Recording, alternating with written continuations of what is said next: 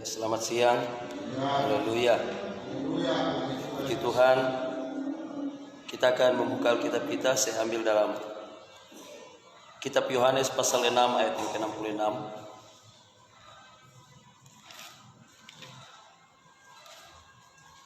Ya, tentang hal mengundurkan diri.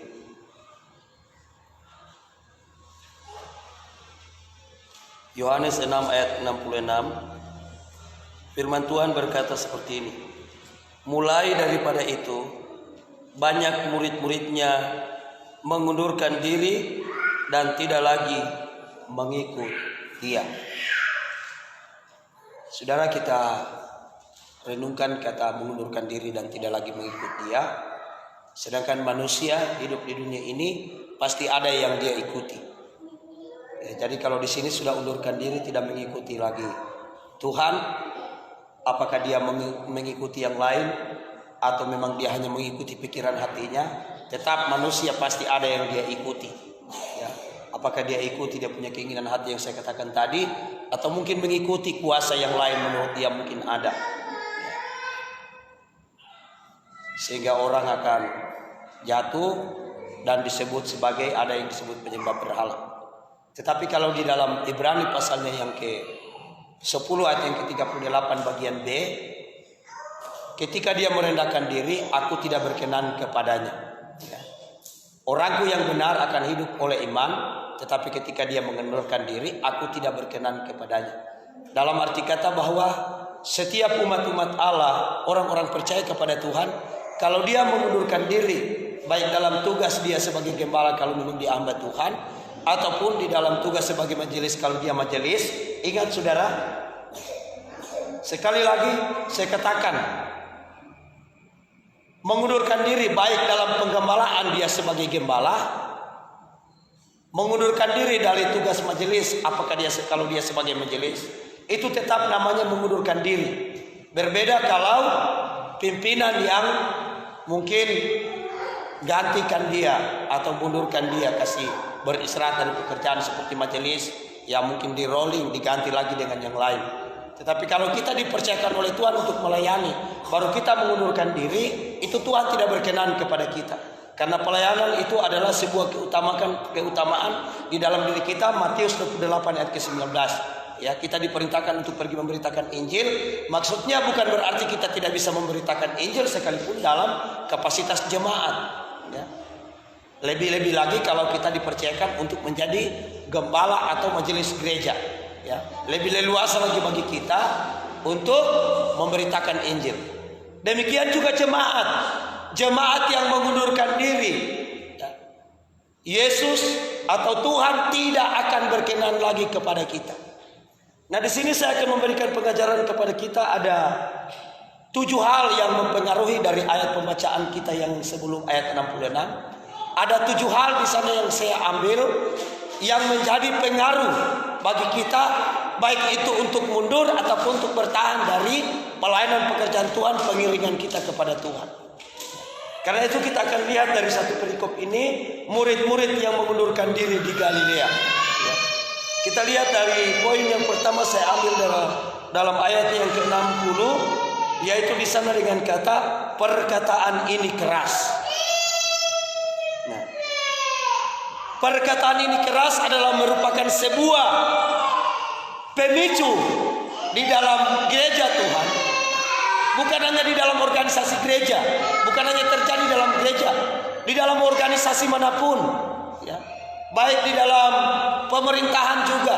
Seringkali oleh karena kata-kata yang keras yang didengarkan baik oleh atasan kita atau pimpinan kita atau jemaat kita atau masyarakat kita kalau dalam pemerintahan, membuat kita ya yang mudah putus asa, tidak tegar, tidak punya pendirian, tidak punya pikiran yang betul-betul siap untuk menghadapi segala sesuatu, ya sesuai dengan janji dan komitmen kita, sumpah yang kita berikan, khususnya bagi kami hamba-hamba Tuhan, sumpah yang kami berikan kepada Tuhan, dalam keadaan apapun kami akan siap untuk melayani Tuhan, ya.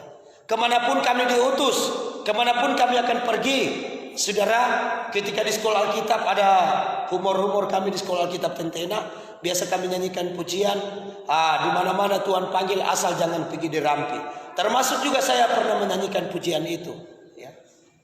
Tetapi akhirnya saudara, saya melayani di Rampi sampai hari ini. Semua itu karena apa? Keinginan kita untuk melayani, sekalipun mungkin pernah kita katakan ya mungkin karena iseng-iseng. Tetapi sebagai seorang hamba Tuhan, dalam keadaan apapun, dalam suasana situasi apapun, kalau memang dia benar-benar seorang hamba Tuhan yang mau melayani, sekali lagi saya katakan, untuk menguji atau untuk melihat kebenaran daripada seseorang itu melayani Tuhan sungguh-sungguh, dia dilihat dari buah-buah. Ya, kembali lagi semua manusia kita bisa ukur sesuai dengan kebenaran firman Tuhan. Yohanes 12 ayat yang ke-48, firman Allah yang menjadi hakim. Kita lihat dari kebenaran firman Tuhan, apa yang menjadi tolak ukur seorang itu benar di hadapan Tuhan atau tidak benar di hadapan Tuhan, yaitu dari buah pengeringannya, buah pelayanannya, buah dari kata-kata yang dia sampaikan kepada Tuhan. Jadi perkataan ini keras. Oleh karena perkataan yang begitu keras terjadi, baik itu dari gembala ataupun dari jemaat Tuhan, membuat jemaat selalu menjadi mundur, atau gembala itu menjadi tidak tenang di dalam pelayanan pekerjaan Tuhan. Tetapi kalau memang benar-benar kita ini adalah seorang hamba Tuhan yang mendedikasikan diri kita, yang mengoptimalkan diri kita, memotivasikan diri kita, sungguh hanya untuk hormat dan kemuliaan bagi nama Tuhan, kita akan sanggup, ya. Karena Yesus telah meninggalkan teladan bagi saya dan saudara. Dia dicaci, dia dimaki, dia dihina, bahkan disebutkan dia kerasukan Beelzebul. Coba kita manusia, tetapi harus bisa seperti itu. Kenapa? Berarti kita berdusta menyanyi, ku mau sepertimu Yesus. Kedua kali saya menyanyikan pujian ini, saudara. Kenapa? Tujuannya untuk menyempurnakan saya dan saudara dekat kepada Tuhan. Kita ini manusia mau sama seperti Yesus, tetapi mau mengalami aniaya penderitaan yang Yesus alami. Kok kita lari daripadanya? Ya, kita tidak mau lagi. Saya berjanji, di mana-mana Tuhan panggil, di mana-mana Tuhan utus, saya mau melayani Tuhan. Begitu saya kekurangan di pelayanan saya di Rampi. Oleh karena ya kemarin saudara, saya langsung ultimatumkan sama saya punya istri, tidak usah lagi mama datang telepon saya. Kenapa? Belum 1-2 kalimat dia sampaikan sama saya, sudah menangis. Apalagi saya, begitu juga. Tetapi sekalipun saya menangis, saudara, saya bisa tahan. Tetapi dia kasihan mau jalan pulang, 22 km mau pulang ke tempat pelayanan, jalan kaki, ya. Mereka hanya datang untuk cari belanja kebutuhan. Ya, harus lewati gunung, lembah, jurang. Ya, Pak Gembala di tempat ini sudah lihat itu jalan.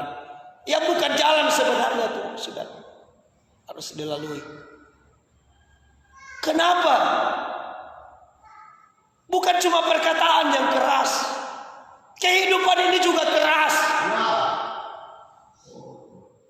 Terlalu banyak ujian dan cobaan yang harus kita hadapi.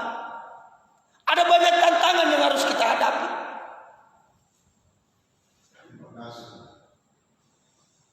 Nanti kita dengar kesimpulan sebentar, sudah. Bagaimana kita bisa untuk sanggup menjalani semuanya itu? Ya, yang pertama kita ingat di dalam hati kita, perkataan ini keras. Itu membuat kita mundur. Kenapa sampai keras? Kalau kita ditemplak, kita ditegur, kita dipoles, kita digodok, sakit secara batin, secara hati kita, sukar kita menerima. Tetapi Yesus sudah memberikan teladan kepada saya dan saudara. Yang kedua, saudara, ayat yang ke-61. Saya ambil di sana kata bersungut-sungut. Oleh karena terlalu kerasnya, oh ini Pak Gembala bukan main mengajar, luar biasa sudah seperti ini. Sampai saya pulang di rumah saya menangis. Saya secara pun saya pikir saya benar, tetapi saya salah terus. Ingat, hati-hati saudara, sudah mulai terjemar dengan kata mundur. sudah mulai terumpan untuk mundur. Ketika saudara bersungut-sungut dalam keadaan apapun, tidak pernah keluar kata sungut-sungut dari mulut Yesus. Bahkan dia mampu mengeluarkan kata, ampuni mereka Tuhan, karena mereka tidak tahu apa yang mereka lakukan. Itu adalah suatu ciri yang harus mutlak menjadi milik kita orang percaya kepada Tuhan. Untuk kita tidak menjadi orang yang tidak berkenan kepada Tuhan. Kenapa? Karena kita mundur. Ingat, orang yang mundur, aku tidak berkenan kepada mereka. Karena kita takut kita mau kehilangan kita punya jemaat. Kita takut kita akan dimusuhi kita punya anak-anak. Kita takut kita mau dijauhi oleh istri atau suami.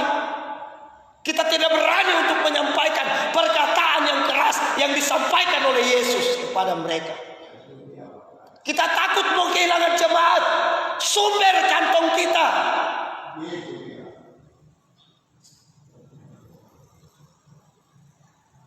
Akhirnya kita bersungut-sungut juga. Kenapa? Di dalam gereja kita terima apa adanya jemaat, tetapi begitu pulang di rumah kita bersungut-sungut. Itu jemaat sana hanya asal ngomong saja, tidak begini, tidak begini. Kata bersungut-sungut awal kemunduran saya dan saudara. Tidak boleh kita bersungut-sungut dalam keadaan apapun yang membuat bangsa Israel ditolak oleh Allah. Karena mereka bersungut-sungut. Tidak ada yang tebus, hanya 2 orang yang sampai ke tanah Kanaan perjanjian. Jangan bersungut-sungut. Sedikit pun tidak boleh keluar ada kata sungut-sungut. Berbeda kalau kita mengutuk orang dengan kata bersungut-sungut. Ya. Yang bersungut-sungut itu saudara, di dalam gereja kita bijaksanai, tetapi kita pulang. Tetapi kalau yang dibilang kita mengutuk perbuatan-perbuatan tidak di dalam gereja ataupun dimanapun, kita selalu konsekuen dengan perkataan kita. Tetapi yang dibilang bersungut-sungut di dalam gereja kita tolerir. Tetapi di pastori atau di rumah kita sampaikan yang lain daripada yang kita layak sampaikan di gereja. Itu yang disebut bersungut-sungut. Lain di bibir, lain di hati.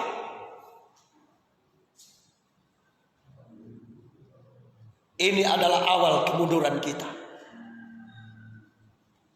Dan orang yang mundur tidak berkenan kepada Tuhan. Kalau Tuhan tidak berkenan kepada manusia, ujungnya adalah binasa. Mustahil mau selamat.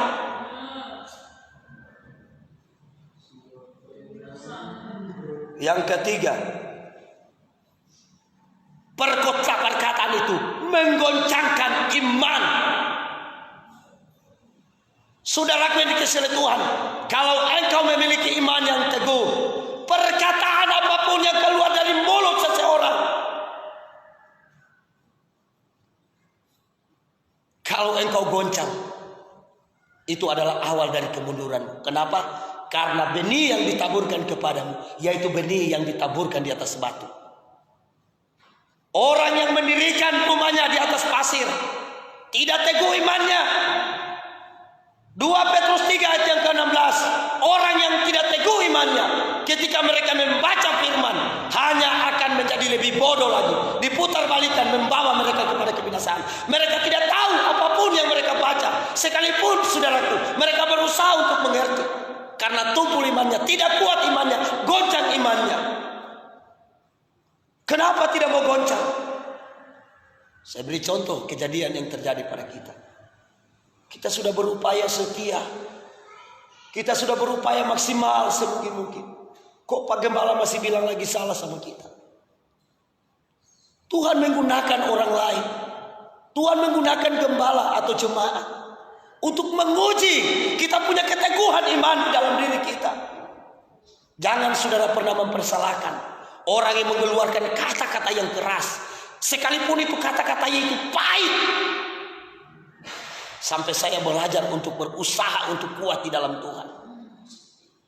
Saya berbicara seperti ini sama Tuhan karena saya alami. Di mana saya alami? Bukan di tempat lain. Saya alami di tempat ini. Goncang imanmu, iblis akan masuk untuk membatalkan kita punya iman, untuk membuat kita punya iman itu gagal. Karena dia tahu orang yang mundur tidak akan berkenan Tuhan kepadanya. Jangan engkau goncang iman. Pak Benyamin, Ibu Damaris, Pak Peter, Tuhan mengasihi kalian semua yang ada pada siang hari ini. Jangan sedikit pun goncang imanmu. Terima apa yang kita harus terima. Sebentar akan ada kunci dari semuanya ini. Kemudian ayat yang ke-64 bagian ayat 64 kata ada yang tidak percaya. Ya, kata tidak percaya. Banyak saudara. Saya kurang percaya ini pelayanannya ini Pak Gembala. Di lain segi dia begini, di lain segi begini. Itu akan membuat arah menuju kepada kegagalan kita. Saudara, kata tidak percaya. Saya mau katakan kepada saudara, ulang-ulang kali saya sampaikan, Bapak Ibu saudara sekalian, yang menjadi ukuran bagi kita untuk mengukur seseorang, yaitu dari buahnya. Selama orang itu mau keras atau lunak, dia sampaikan firman Allah, mau benar atau tidak dia datang setia kepada Tuhan, dilihat dari buahnya. Tetapi ingat, firman Allah berkata, jangan kita menyimpang ke kanan dan ke kiri. Jangan kita melihat kiri kanan kita pandang lurus ke depan, kita lihat saja kebenaran. Kalau kita mau lihat ke kiri dan ke kanan kita, ada banyak kekurangan dan kelemahan yang akan menjatuhkan saya dan saudara, akan membuat kita menjadi tidak percaya kepada Tuhan. Itu hamba Tuhan sana juga. Kalau khotbah luar biasa, orang sakit sembuh dia tumpangkan tangan, tetapi perbuatannya tukang bercerita, tukang menjelekkan orang, tukang begini. Kenapa? Itu saat itu mulai kita tersesat. Kenapa? Kita hanya percaya kepada mereka yang nyata kita lihat, tetapi kita tidak percaya kepada janji Tuhan yang ya dan amin. Kata tidak percaya, hati-hati saudara. Sebab mana kata percaya ini, banyak manusia yang percaya kepada Yesus. Setan pun percaya kepada Yesus. Saya sudah sampaikan beberapa hari, beberapa malam yang lalu. Kata percaya itu sangat berarti dimiliki oleh umat Tuhan. Percaya bukan hanya sekedar percaya, tetapi harus mengalami Yesus itu di dalam dirinya.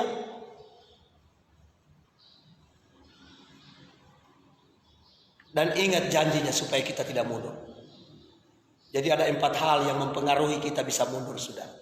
Yang pertama karena perkataan firman keras. Ajaran itu keras.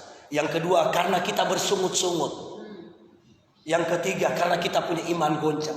Yang keempat karena kita tidak percaya. Tetapi ini saudara, ayat 63, roh yang diberikan kepadamu adalah roh yang memberi hidup. Roh yang memberi hidup saudara. Dia berkata, kamu tidak akan mati sampai aku datang. 1 Korintus 15 ayat yang ke-51. Itu ditulis 2000 tahun yang lalu oleh Paulus kepada jemaat di Korintus.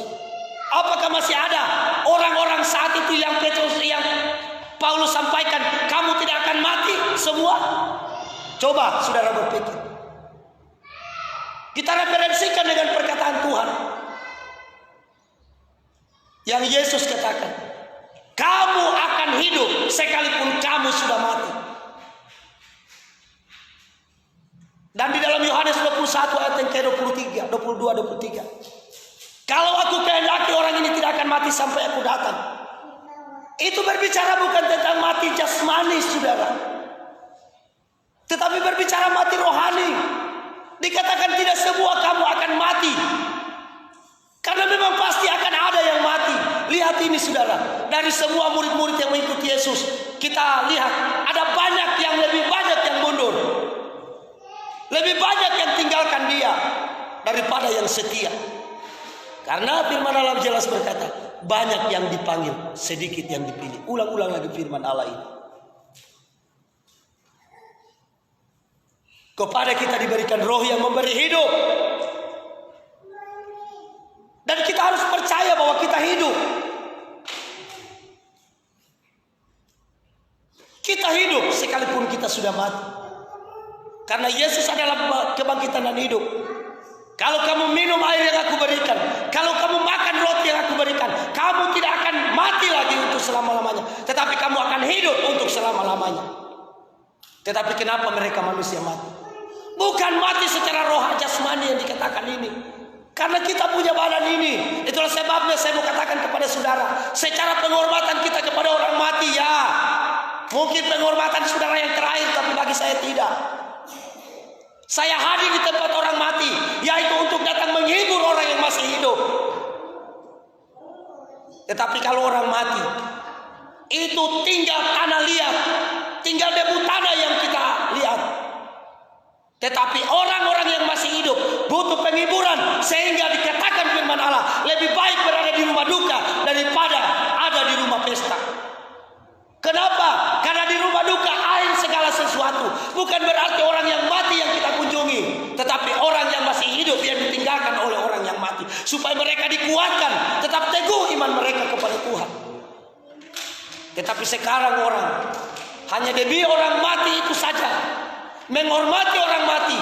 Mereka rela untuk tidak menjaga jarak, untuk tidak stay home. Kenapa?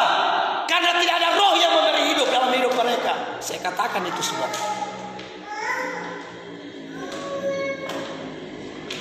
Kemudian kata daging sama sekali tidak berguna. Ya, daging sama sekali tidak berguna. Kita punya daging ini, saudara, mau lapar, mau sakit, mau binasa, mau mati, sudah menjadi daging yang sudah mati, itu sudah tidak ada artinya lagi apa-apa. Jangan kita pusingkan tentang hal-hal daging, sehingga firman Allah berkata, cari dahulu kerajaan dan kebenarannya, maka semua itu akan ditambahkan kepadamu. Asal kita sudah memiliki kerajaan Allah dan kebenaran firman Allah, maka sudah cukup. Tuhan tidak mungkin akan membiarkan saya dan saudara untuk menjalani hidup ini. Ingat saudara, kalau daging kita lebih menang daripada roh kita, itu adalah awal kemunduran saya dan saudara. Dan yang kedua, yang ketujuh, kukatakan kepadamu, ya, perkataan-perkataan yang kukatakan kepadamu adalah roh dan hidup. Roh dan hidup inilah yang penting. Ya, roh dan hidup. Roh itu berbicara tentang roh Allah yang kudus. Hidup itu berbicara kehidupan yang diberikan Allah lewat rohnya dalam kehidupan kita. Itulah sebabnya dia berkata, kamu tidak akan mati. Ya, kamu akan hidup sekalipun engkau sudah mati. Maksudnya sekalipun kita sudah dikubur. Orang selalu katakan tempat perhentian terakhir. Siapa bilang tempat perhentian terakhir? Tempat peristirahatan atau tempat peristirahatan. Tempat perhentian terakhir, kalau bukan di sorga, di neraka, itu tempat perhentian terakhir. Bukan dikubur. Orang yang dikubur itu sudah tidak ada apa-apanya lagi, tinggal tanah-tanah belaka, debu tanah belaka di situ. Tetapi roh sudah kembali kepada yang punya. Kenapa? Karena roh dan hidup itu adalah kekal adanya, tidak akan pernah mati-mati. Tetapi yang disebut kematian, saudaraku, yang kekal, itu di sana roh tetap hidup. Di sana tetapi mereka punya jiwa mati. Mereka punya roh hidup di sana, mengalami siksaan, mengalami berbagai macam penderitaan. Jadi tidak usah kita heran kalau orang bilang, ya, dia termakan habis dengan api, tidak lama muncul lagi. Saya juga sekalipun kurang percaya, tetapi bisa-bisa untuk menjadi dasar bagi kita, saudara. Jadi ada 7 penyebab maju mundurnya kita. Dan semuanya ayat kuncinya di dalam ayat yang ke-65. Ini adalah ayat kunci dari ketiga dari semua satu perikop ini. Ayat kuncinya yaitu saya akan baca kepada saudara. Lalu ia berkata, sebab itu telah kukatakan kepadamu, tidak ada seorang pun datang kepadaku kalau Bapa tidak mengaruniakannya kepadanya. Ingat kata mengaruniakannya. Oleh karena kita percaya kepada kita dikaruniakan keselamatan, oleh karena kita hidup di dalam kekudusan, kepada kita dikaruniakan Roh Kudus, oleh karena kita menerima Dia, kepada kita dikaruniakan keselamatan. Maka saudaraku, demikian juga di dalam hal kita menjauhi diri dari kata mundur supaya Allah tetap berkenan kepada kita, maka kita harus juga memohon kepadanya supaya Dia mengaruniakan kepada kita, yaitu keteguhan iman. Yang pertama tadi saudaraku, supaya kita mampu untuk menerima perkataan-perkataan apapun ya yang dikatakan, bukan hanya minum susu lagi, tetapi makan makanan yang keras. Dikaruniakan, kata dikaruniakan ini yaitu hanya kepada mereka yang berkenan kepada Tuhan. Orang yang tidak berkenan kepada Tuhan, jadi hanya terputar-putar saja ke situ. Ya, saudara harus berkomitmen untuk tidak mundur. Oleh karena tidak mundur, siap untuk menerima perkataan yang keras, siap untuk tidak bersungut-sungut, siap untuk percaya kepada Tuhan dengan sungguh-sungguh. Maka ketika itu terjadi, maka Allah akan mengaruniakan kepadamu untuk Anda tidak bisa mundur. Hanya terputar-putar dari situ saja, saling menguatkan satu dengan yang lain. Jadi ingat, karunia Allah itulah yang menyelamatkan saya dan saudara. Tadi kita sudah baca yang disampaikan oleh Ibu Damaris, ya, seperti Musa, Ibu Bita tadi disampaikan bahwa kalau memang aku mendapat kasih karuniamu kepada kasih karunia di matamu Tuhan, supaya engkau menyertai perjalanan kami.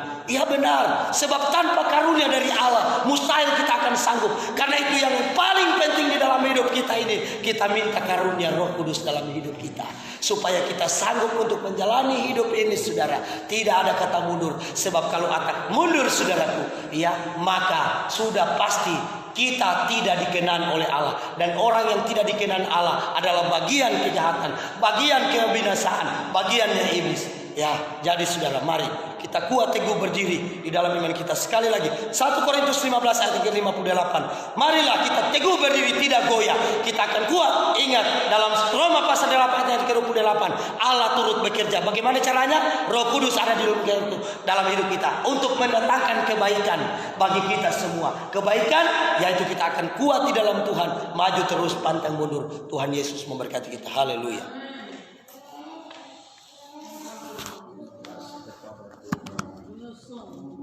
Dan terima kasih kepada Bapa dan Putra dan Roh Kudus.